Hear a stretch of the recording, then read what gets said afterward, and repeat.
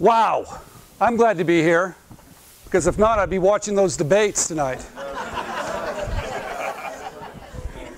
All right.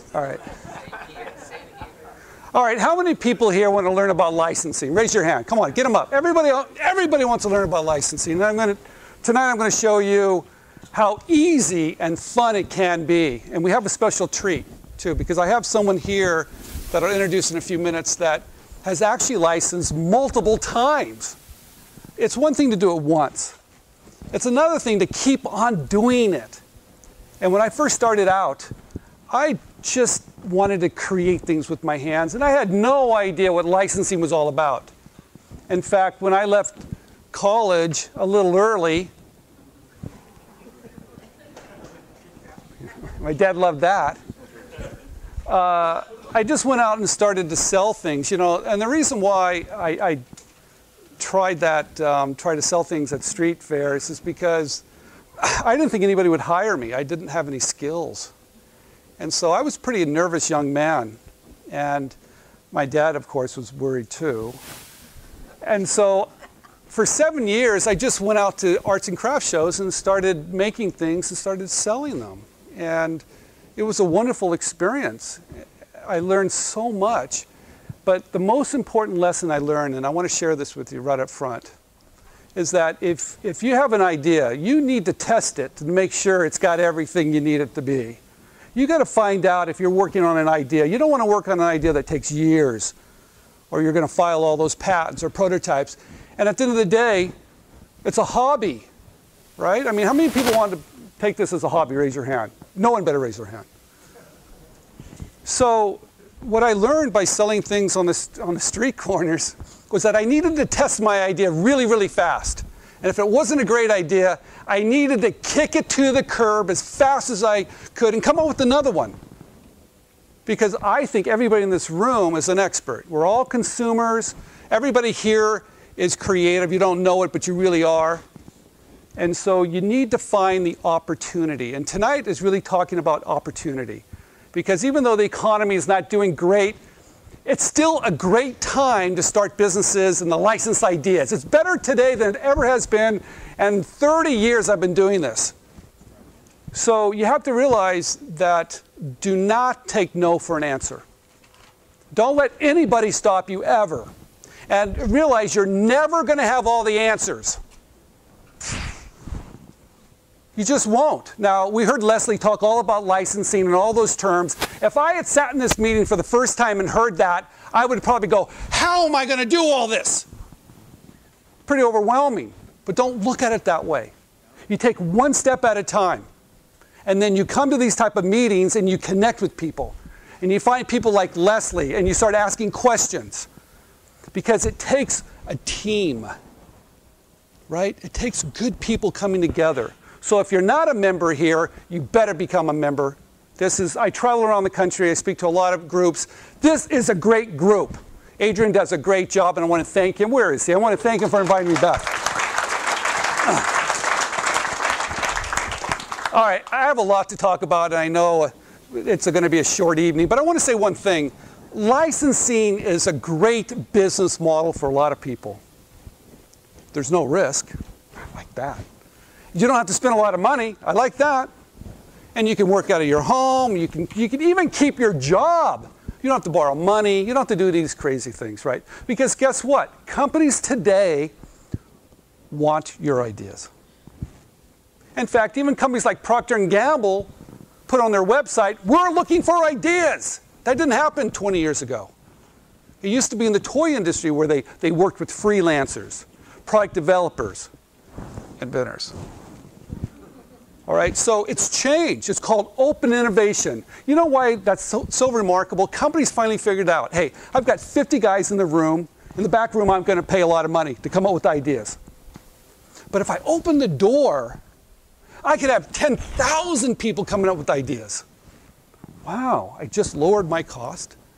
I increased the possibility of coming up with all these great ideas or seeing great ideas. And guess what? I don't have to pay anybody for them unless I take them.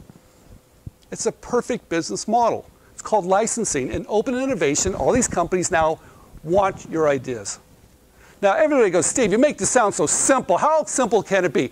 How many people have read my book, One Simple Idea? Raise your hand. I cannot thank you enough. That book is a bestseller. McGraw-Hill contacted me about 2 years ago and said, Steve, in fact, it was about 2.5 years ago, said, look, you've been talking about licensing for a long time. You teach a class. We want you to take all that information that you teach your class and put it in a book for $14. And that's exactly what I did. One Simple Idea for licensing. It's been out for 18 months. It's been #1 on Amazon Small Business for over 18 months. It's a bestseller, and it's been translated in 5 different languages. If you don't think, if you don't have this book, you shouldn't even be here tonight, because I'll tell you, it's 14 bucks. See, I put everything that I've known for 30 years, because that's exactly what I've been doing for 30 years. Coming up with ideas, showing it to a company. If they like it, they pay me. How simple is that? It surprised me how easy it was the first time. I was shocked how easy it was the first time. In fact, I thought every other time was going to be easy too.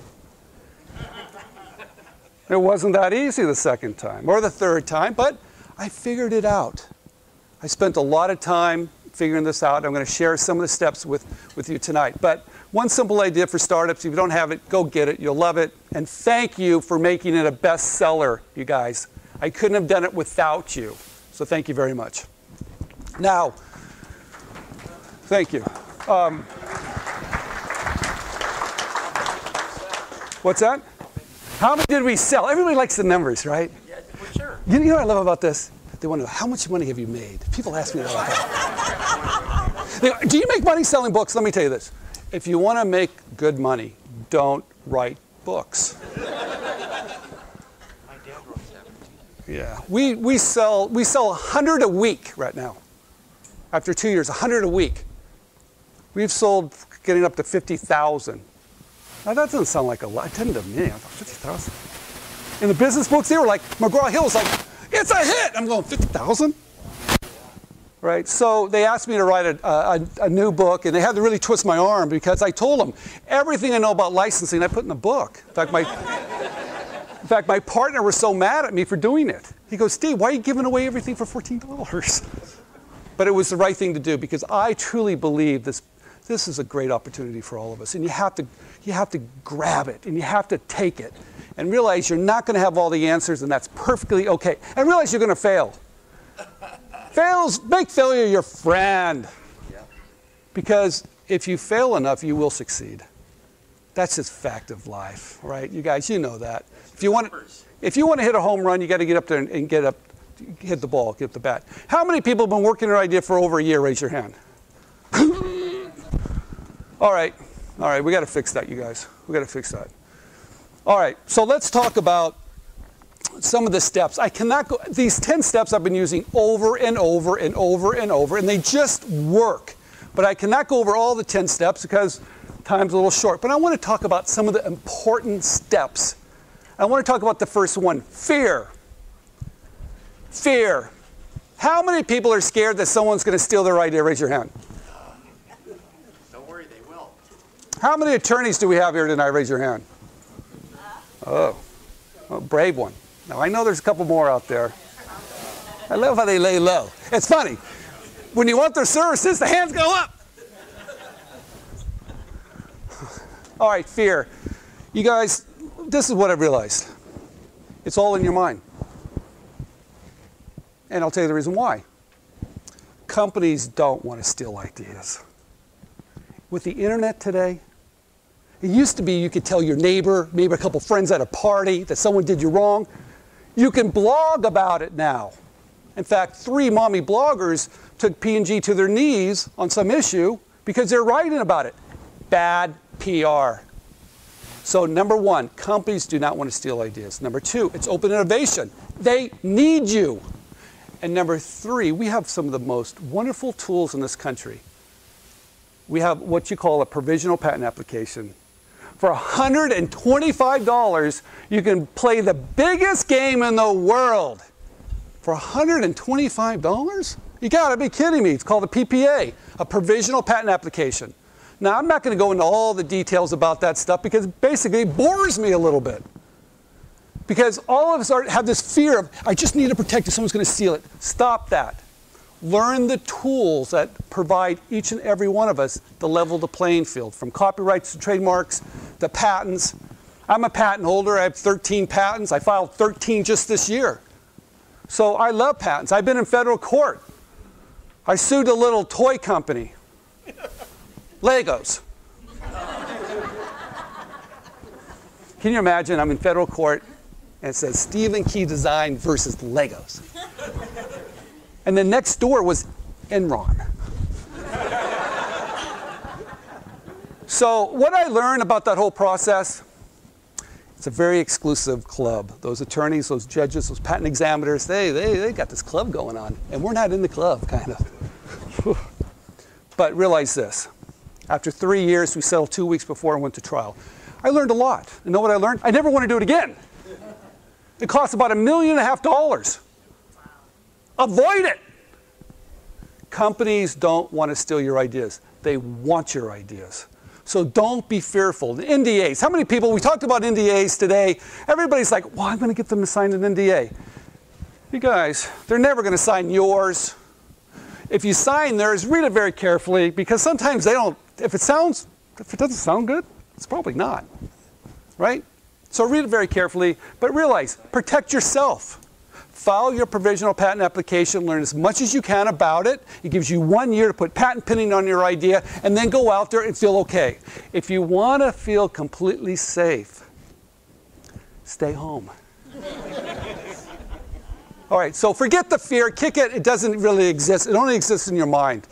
Number 2, it's always benefits. How many people like to build prototypes? Raise your hand. Don't you love it? You do. I know you do.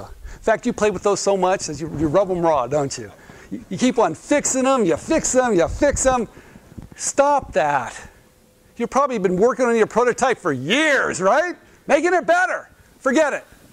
Companies don't care about prototypes. You got it all wrong. They care about benefits. What are you doing for me? That's all they care about. Benefits. You need to be able to summarize your idea into one sentence. A very powerful sentence. Make it emotional. Tell me, why do I care? Now, that one-line benefit statement, you're going to use forever.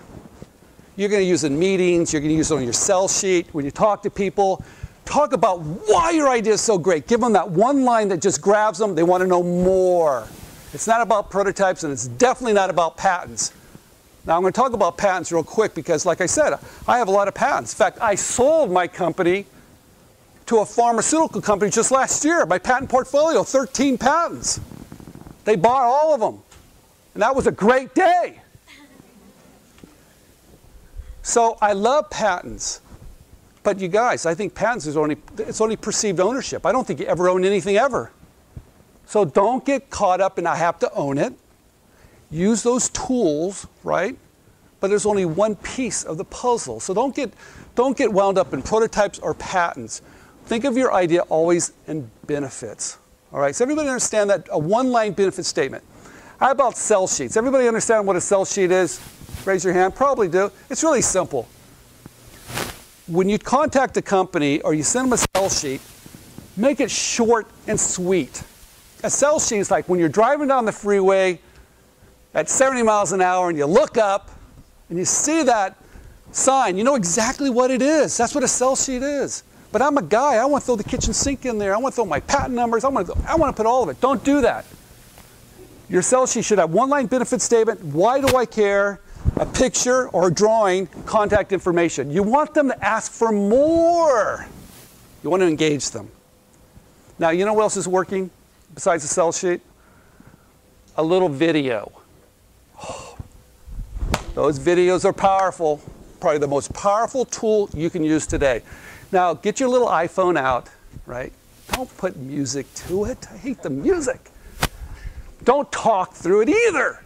Show me a problem. Show me a solution. Make it 1 minute. Make it very clean, very simple. That's what you want to do. That's the magic. That's your tool, along with your sell sheet. Now with your sell sheet, you can even embed when you send it or electronically send your sell sheet. No one mails anything anymore, right? Right, but that little video they can get. But you have to protect your video. So it's unsolicited. It's not a password, but it's not open to the public. You have to give them a code to get into it. What is it called? Private code. Now, I wouldn't show anybody an idea without filing a provisional patent application, period. It used to be, I used to submit a lot of ideas. I would just throw them out there. Throw them out there, throw them out there. But not anymore. Realize because the laws are going to change coming up, right? So learn about a provisional patent application, and before you send anybody anything, file one. It's easy to do. You can even do it yourself, right? There's software out there.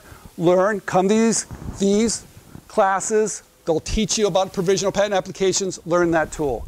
So what we're talking about today is licensing ideas. Because of open innovation, it's a huge, beautiful world out there. Companies want your ideas. There's even TV shows on inventors now. Everywhere you go, someone's got a contest about inventors. How many people watch Shark Tank? All right, don't believe any of that stuff you watch on TV. That's not real. You know that, right? It's entertainment. But you can learn from it. You can learn from it.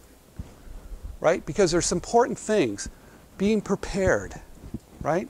Now, I've licensed over 20 ideas in the last 30 years. Most of them had no protection whatsoever. Did you hear that? No protection whatsoever. Not even a copyright or trademark or even a patent. Now, you ask an attorney that, they're going, how can you license an idea when you don't own anything? Simple. It's really simple. You see, today's world is all about getting to the shelf fast, right? When you file a provisional patent application, you know what that is? That's called perceived ownership. Now, if you waited for your patent to issue, how many years are you going to wait for that thing to issue? You're going to miss the market. Now, I'm not talking about big ideas here. There is a difference. Big ideas, you need a wall of patents. In fact, you've got to keep on just filing them like they're crazy. It's different. But most ideas aren't big ideas. All right? So you need to understand the difference between the two. And the difference is a couple zeros. Okay? It's really simple. So big ideas, little ideas, you have to realize this. The process is all the same. But for small ideas, provisional patent application gives you perceived ownership. Most of my students license ideas. In fact, we've got someone here I want to bring up in a minute. License ideas with no patents at all. Companies say they want them. Oh, you got to have a patent. Or do you have a patent? But really, once it gets on the store shelf, no one wants to go to court. And ideas go in and out so fast. So who cares about patents anymore? Attorneys do. And they should, because it is important in some situations, of course. So a lot of attorneys think I'm really negative about attorneys. I'm not. I love them. But when do you use them? Be smart about that, right? So understand your tools. So I want to bring up someone real quick. Hey, Keith, come on up for a minute. Hey, you got to give this guy a round of applause. He hasn't even spoken yet, because I'll tell you. Let me give you a little intro, and we're going to talk just a minute. The course that I teach, I've been teaching for 10 years, and it's about licensing. I do classes every week. It's a big, long program. Keith was a student of mine.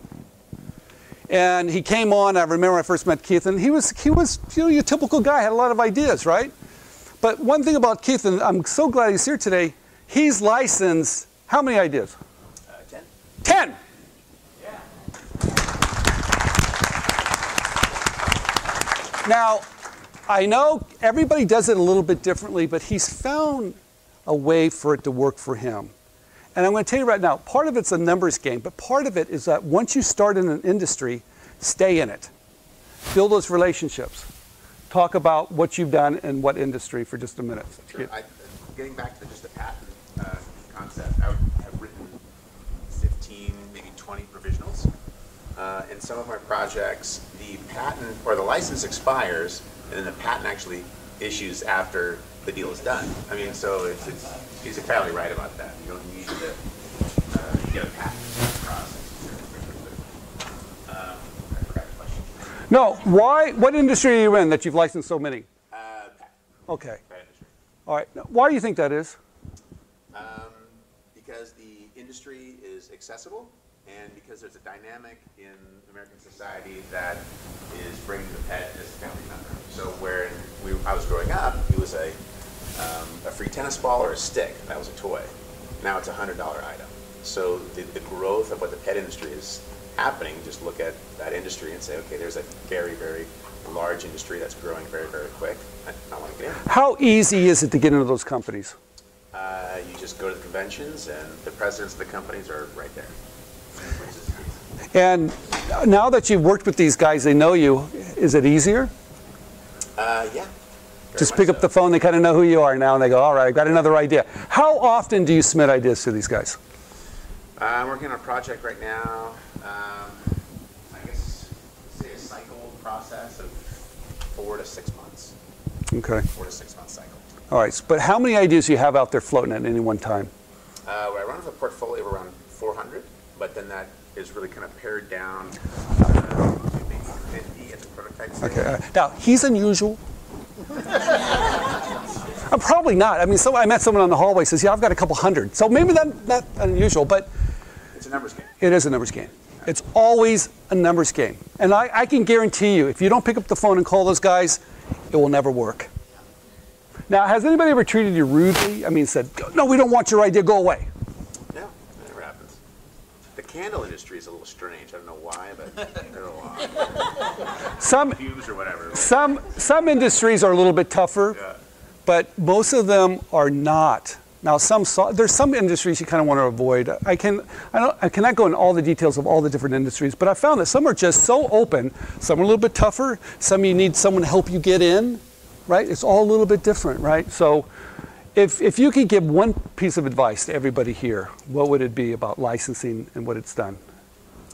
From my perspective, it's basically clearing your plate mentally. I don't know if you've done yoga or whatnot, but everyone deals with so much noise, cell phones, email, blah, blah, blah. There's so much of it. In my case, I had to get all of that off my plate and open up kind of my individual, I guess, radar to new ideas and having the bandwidth to run with 400 ideas, make the prototypes, make the phone calls, and just go with it. Yeah, we try to tell students to focus on one idea, but he wasn't one of those people. You could tell that. Thanks. Just focus. Just focus on one thing. Great. Focus on one thing. Thank you very much. Thank you. So, if you're going to start out in one industry, stay for a while. Build the relationships, build the contacts, keep on submitting ideas. And when they turn you down, they say no, say that's okay, next week I'm going to have another one. That's when they start to treat you as a professional. Just because you can take the lumps. You got to be able to take the lumps. Ask them why. What are you looking for? After a while, they start to point you in the right direction. We're looking for this. We're looking for this. That's what you want to do. And the novelty gift industry, which I licensed for years, I'd probably say 50 in that industry. Because they needed ideas for every season holiday. In fact, 10 years later, I was even out of it. They would still call me and say, Steve, you got any ideas? So, you guys, the novelty gift. The point that I'm making here is that you're not in the game until you pick up the phone. You're really not. And you don't understand how easy it is. Because you're thinking in your mind some weird stuff that's going to happen that's never going to happen in a million years. You're overthinking it. Now, a lot of people have excuses. Well, I don't have enough time. Well, a lot of people I know have jobs. They do it in lunch hour. They do it on the weekends. They do that. So I don't have any money. I don't have enough money. Well, provisional patents, $125. You can have someone sketch your idea on Elance for basically $50. I mean, you can do this for nothing, right? So you have no excuses. Stay focused. Put down the other ideas and find one that you really like. Let's talk about how to find a winning idea. It's really simple. This is what I do. I need to find an idea I can actually make, that can be manufactured. That's a novel thought, isn't it? Yep. Number two, make it that there's a big market for it. Yeah, if I'm going to do this, I want to make some money here, right? And find an idea that has a wow factor, where I can summarize it in one idea and everybody goes, wow. If it doesn't have it, rethink it again. All right? Now, some of the ideas, and I'm not going to go through all these. You know, I've got this little idea here. It's a rotating label. You spin it. Gives you more information. Come on. Wow.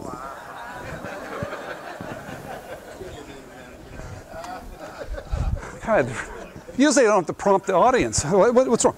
This one right here, when you spin it, it gives you the correct dosing for the weight of your child, not by the age. It's called AccuDial. You turn it like this. That's wow.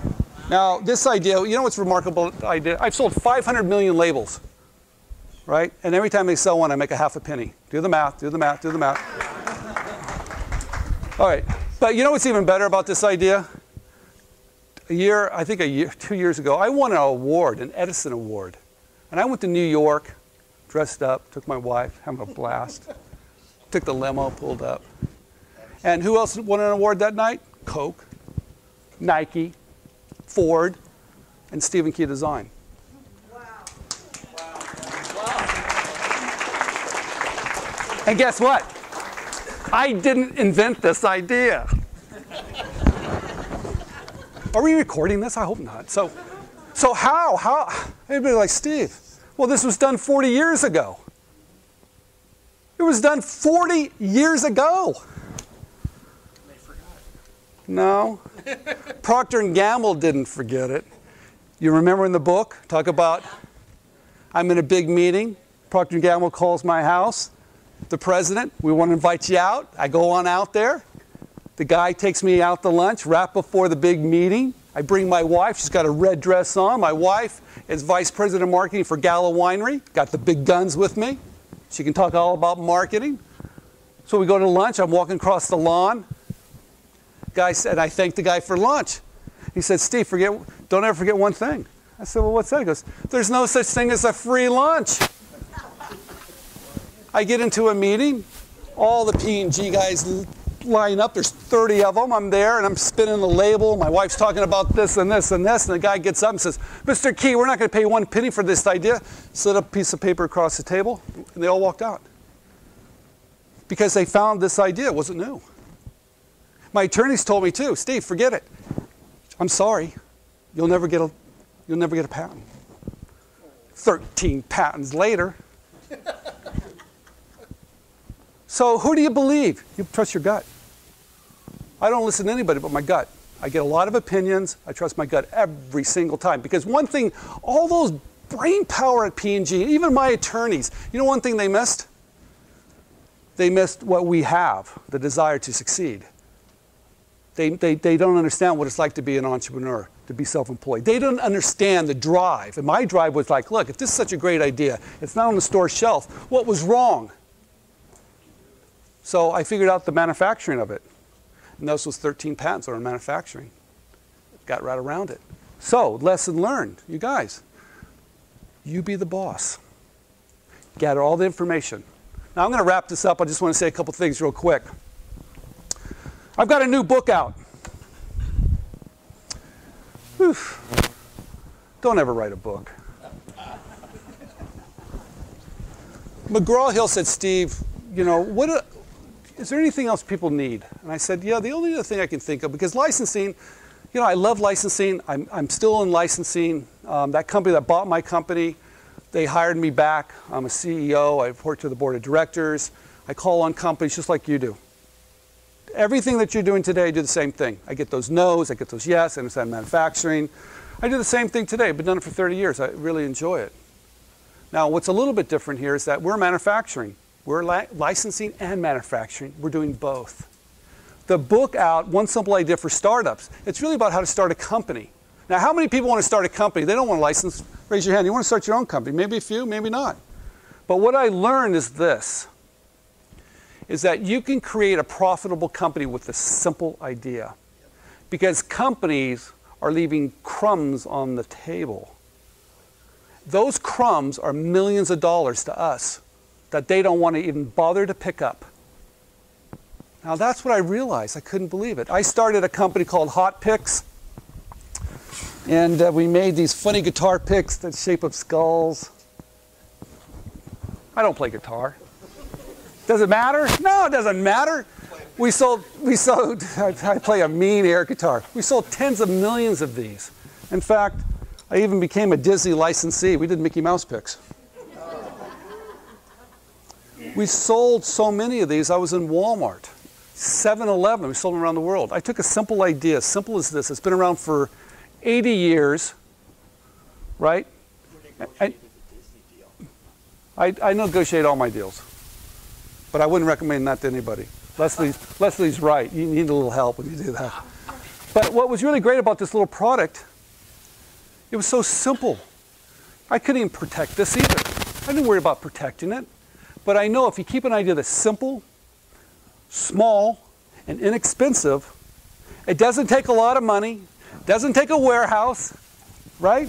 It doesn't take all those things that you think it is. All those things that you go, wow, I can't start a business, I don't have any money. The new book, One Somebody Did for Startups, is how to find small, simple, inexpensive ideas. How you can do it yourself, how you can run a small company yourself without going to the bank, right? But how to gain control, but also how to beat the competition. Because I love this game. I love the competition. I love those guys. I look at their weaknesses. I look at what their strengths are and their weaknesses. And I find the sleeping dinosaurs. I find ideas that need to be polished just a little bit. I don't reinvent the wheel. When you reinvent the wheel, it's going to take a lot of money. It's going to take a lot of education. And I don't have that much time. I find small improvements. I find the sleeping dinosaurs that the big guys are leaving on the table. And then I come right back in, start these little companies up. I sold Hot Picks 4 or 5 years ago. Nice job, moved in, moved out, and it's still doing well today after 10 years. In fact, they just did a program with breast cancer awareness this week. Pick Hope. So you have the option to understand, you need to understand both. You need to understand licensing and manufacturing, because sometimes they're going to come together. And I'll tell you this real quick. John Osher that did the spin brush. I don't know if you remember that, the little $4.99 spin brush. Well, what was brilliant about that, he started a company because he knew that everybody, that those brushes were like $89 from Oral-B, right? No one's going to buy a $4.99 brush. So he knew he wasn't going to be able to license it to P&G. So he started a company, started selling it to 1,000 stores, then went to P&G and sold it for $485 million. You need to understand both. All right, the book comes out November 5th. If you want it, buy it on Amazon. It's going to be another $14, I think. And if you buy it between the 5th and the 10th, I'm going to give away a lot of freebies, you guys. Because guess what? I want to sell a lot of books. All right, so I don't have them now. I don't have one now. I don't even have one, but they're coming out soon. You guys, I want to thank you very much. I love this business. Before I leave, I want to say 2 things. Every person in here can do this. You just have to get started. You have to get started tomorrow. In fact, tomorrow when you leave, call a company that you don't even want to submit an idea to. I love that. Call them up and say, hey, I'm a product developer. I want to submit an idea. Tell me about your process. How does it work? How do you take ideas? And when that company gives you all that information, you're going to go, well, that was the easy part. Now I have to come up with a good idea. That's it. Thank you, everybody.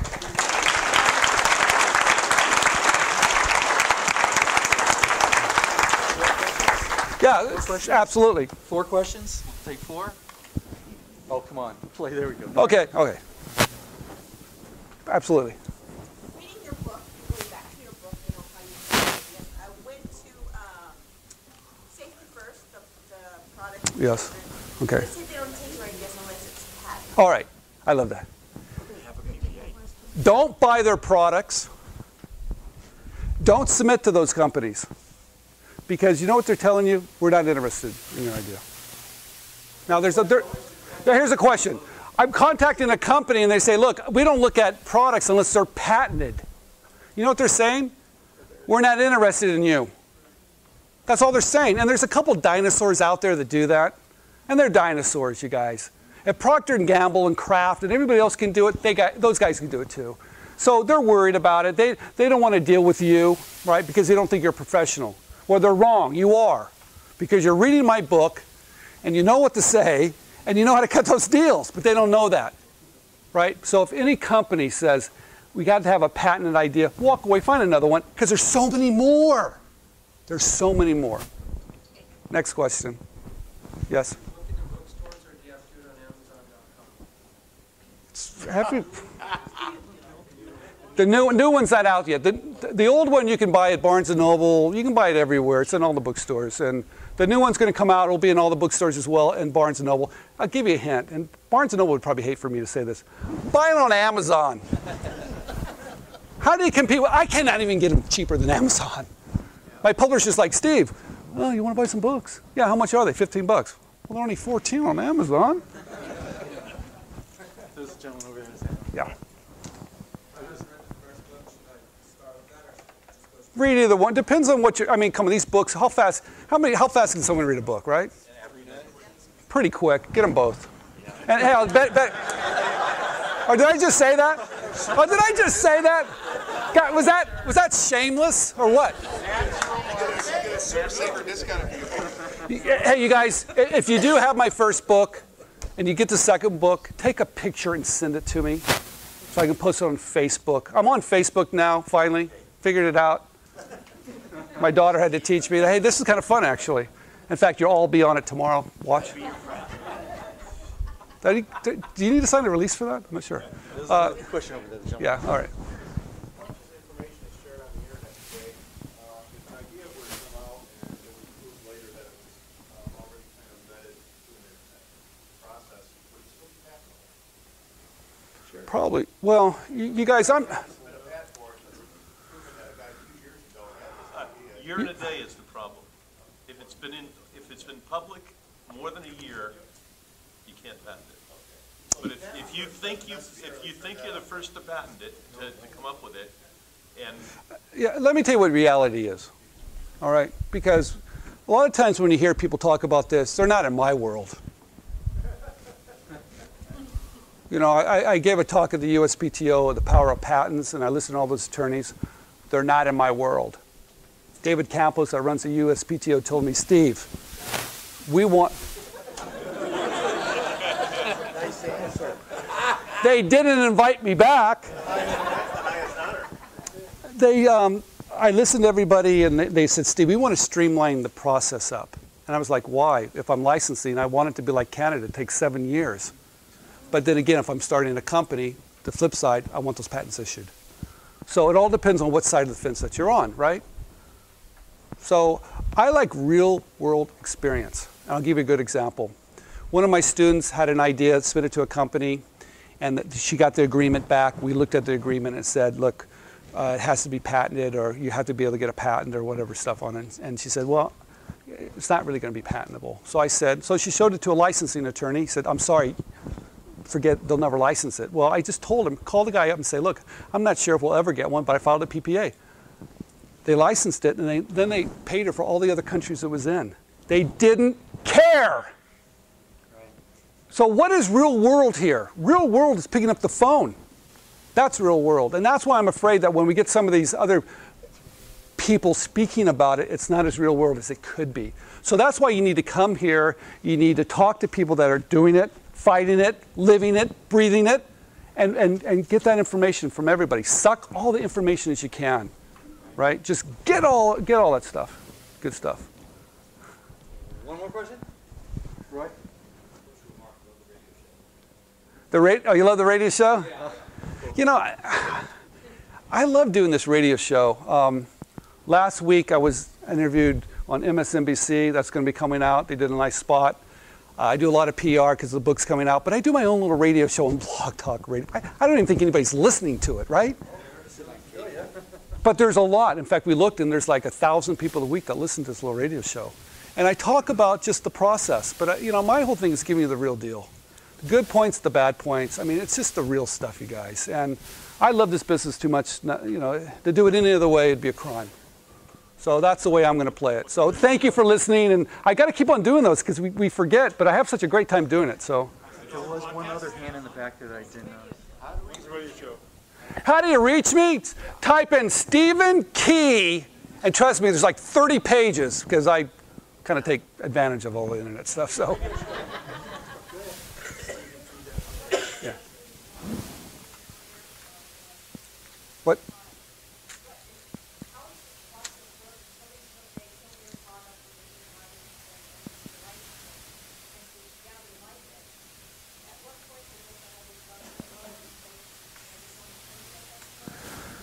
You know, I'm going to say something you guys are going to really hate, unless he's going to hate this too. I know you are. I see it. Well, this is what you should do. Okay, in the book I talk about how to cut a great deal. And there's a process, and you have to realize it goes to it from a term sheet. It's just long, it takes forever, basically. And you want to pull your hair out during the process. But once you see a contract, they're all really the same after a while. But you have to understand the terms. And Leslie was going over those terms.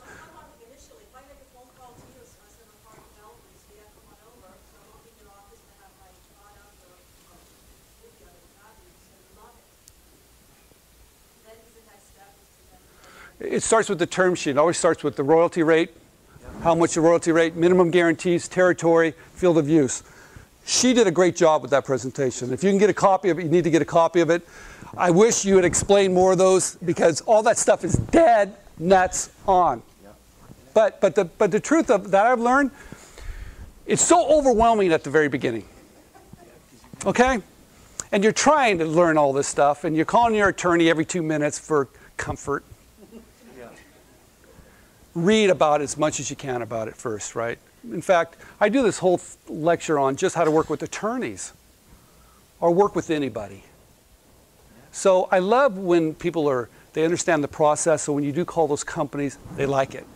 You're professional, you know the terms, you're not going to ask for these big upfront money.